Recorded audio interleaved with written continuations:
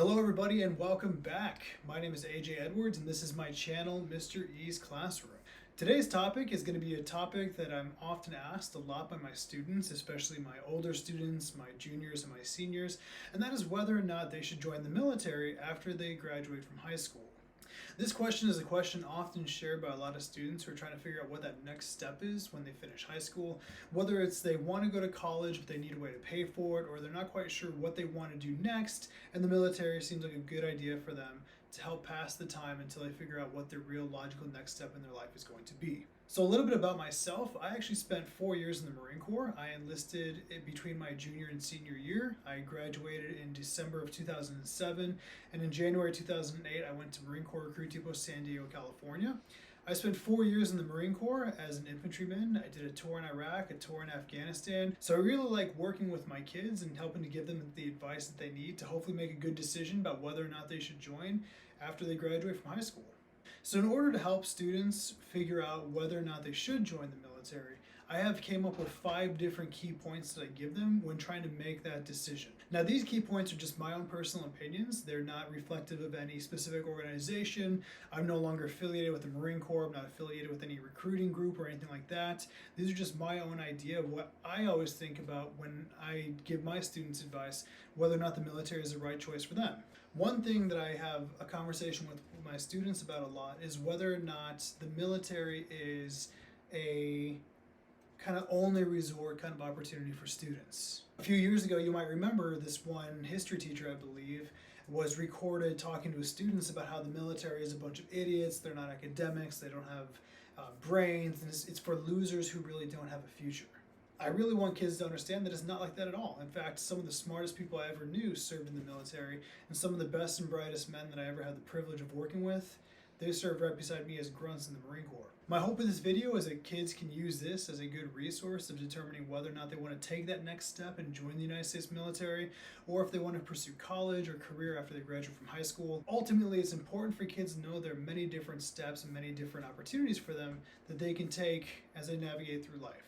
So here are some things for you to keep in mind if you're deciding whether or not you should join the military. Now this isn't just for kids who are graduating from high school. You can be someone who's maybe did community college or went straight to the career path and decided that you want something new and different. Quite a few people are like that. In fact, some of the best Marines I know were a little older when they joined. I was 17 when I joined, and this is just, again, my own personal experience, but I hope this helps you guys out with making that right choice. One of the first things to consider when determining whether or not you want to join the military is you need to understand the commitment it takes to be a part of the armed forces. This isn't a job that you can just quit when you get bored of or if you don't like it. This is a 4-year commitment at a minimum in which you join an organization where it's not a job, it's a way of life.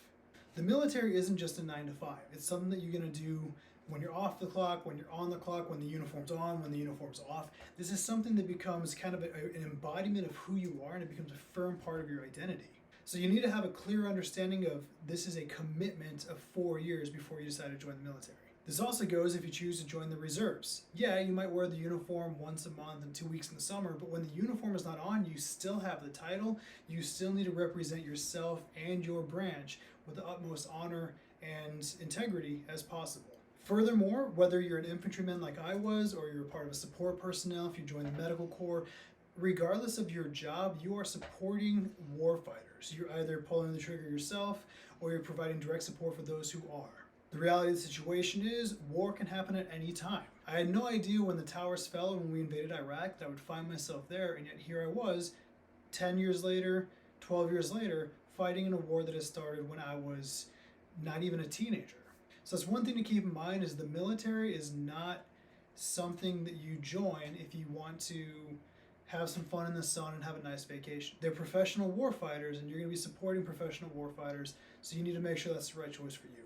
Another big piece of advice that I have is have a plan when you go into the military. And I'm not talking about just a plan for like the first couple of months, the first couple of years. Have a long-term plan. When you're trying to figure out which MOS you want to have, you want to make sure that it's something that can translate to you outside of the military as well. You might do 4 years, you might do 40 years, but you want to set yourself up in a position that whenever you make a transition from military to civilian, you have skills and assets available to you that can help you in your future career. I had no interest in technology. I had no interest in and in mechanics or anything like that. I had a feeling I would do something with like education. So that's why I chose the infantry, because it provided me not necessarily technical skills, but time management, leadership opportunities, and the likes of that have helped me be successful not only as a student at university and for my master's, but also as a teacher and becoming a leader in the schools at which I teach. But if you're really interested in stuff like auto mechanics, IT, communications, medical, make sure you pick a plan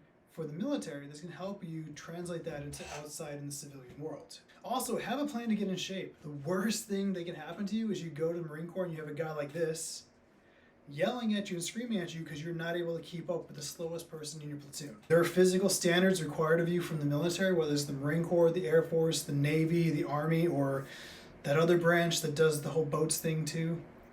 You want to make sure you're able to fit their minimum physical standards, but you want to go above the minimum and make sure you set yourself up to be successful, where you don't have guys in funny hats yelling at you specifically because you're the slow fat body in your group. And part of having a plan also involves setting goals. They can be short-term goals or long-term goals, whether it's getting a certain job, getting a certain rank, getting a certain duty station.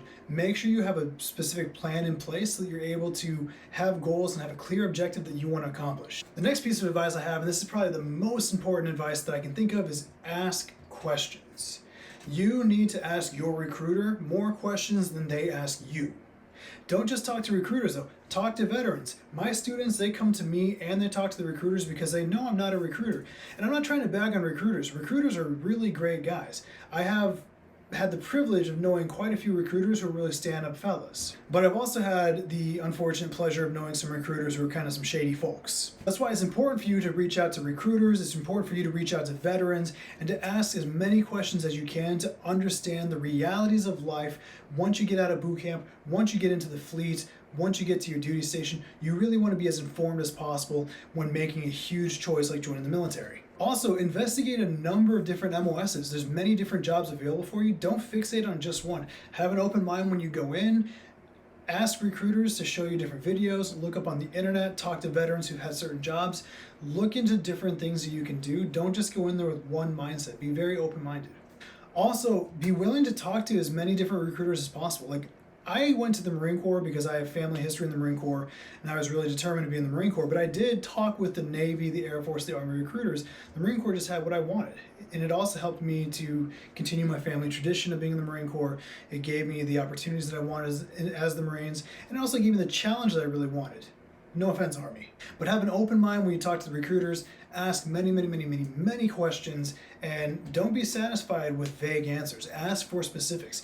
Don't be afraid to be annoying. This is a decision you're going to make that is going to last you at least 4 years of your life. Also, one thing to remember with recruiters too is make sure that you don't fall into feeling like you owe them something. I mentioned earlier how I've met some recruiters who are kind of shady people.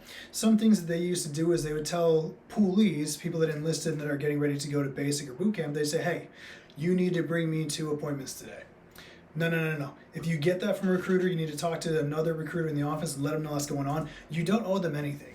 They do deserve respect being members of the branch of military you hope to be a part of, but remember, you haven't enlisted, you are a poolee, you are a civilian, you haven't graduated training, you haven't gained any rank or anything like that, you're just a poolee, you're a civilian. So if they start trying to do some quid pro quo action for you, or they start saying things that seem a little bit too out there, too far-fetched, like guaranteed 0317 scout sniper out of basic training, or you're gonna go to scuba school before you go to infantry training battalion, 1, get it in writing if they say it, but 2, maybe double tap with the other recruiters to make sure nothing shady is going on. Also, part of having an open mind also means to not get too caught up in the rhetoric of you're not a real Marine if you're not infantry, if you're not a real soldier if you're not infantry, if you're not a ranger, you're nothing. Don't get caught up in that rhetoric of grunts versus pogues. For those of you who don't know, there's a bit of a rivalry between those that are combat arms, typically infantry, but also tanks, artillery. There's a rivalry between them and the people that support them that are called pogues, people other than grunts. That's your admin Marines, your admin soldiers, your pencil pushers, your desk clerks, your supply guys, your motor T mechanics, basically anyone who's not directly on the front lines fighting in battle. There's a lot of back and forth trash talking that goes, but just remember, you earn the title U.S. soldier, U.S. Marine, Navy sailor, Air Force airman, Coast Guard sailor, I think. Sorry, Coast Guard. No matter what job you have, you are supporting the organization, you're accomplishing the mission. You are just as important regardless of what path you take. So if anyone gives you crap for not going infantry, but you really have your heart set on doing something like cybersecurity, or medical, do that. You choose your path, you know your interests, you can make that choice much better than someone else can for you. The final piece of advice that I have you is to serve with honor. A lot of people that join the military are very young. I was 17, I turned 18 in boot camp. I've met other guys who are 18 years old, 19-year-old, 20-year-old kids. When you first get into the military, a lot of people, it's your first time away from home. Remember to hold yourself to a high standard. I'm not saying you can't have fun, I'm not saying you can't be young and stupid, but don't be stupid when you're being young and stupid. Remember that you've earned the title, you've worked hard to get there. Hold yourself to a high standard so you don't dishonor and disrespect that. So make sure you do your best, you be your best, you stay humble, you stay hungry, you push yourself to be the best you possible, and you serve with honor and pride. For those of you that are debating making the next step to joining the United States military, there's a lot of great things about being in the military. There's a lot of horrible things about being in the military. It's honestly up for you to decide whether it's the right choice or not. Whether you go into the military, whether you go to college, whether you go to the workforce, either option is great. Be the best you that you can. Make it the best opportunity. Make it the best days that you can have, and you'll do absolutely fine. If you have any questions, please leave them in the comments below. Any questions for me about joining the military, any ideas. Veterans, if there's anything that I missed, feel free to leave it in the comments. Please be respectful about it. Again, these are just my ideas. I'm not claiming to know everything. This is just my personal experience serving in the Marine Corps, albeit quite a while ago. Thanks as always for watching. Again, my name is AJ Edwards, and this is Mr. E's Classroom. If you liked the video, please hit the like button. Please subscribe. I'm almost at 100 subscribers. My goal is to hit 1,000 by the end of the year. Please hit the notification bell to get notifications of new videos when they're uploaded. So thanks again for watching, everybody, and as always, please make it a great day.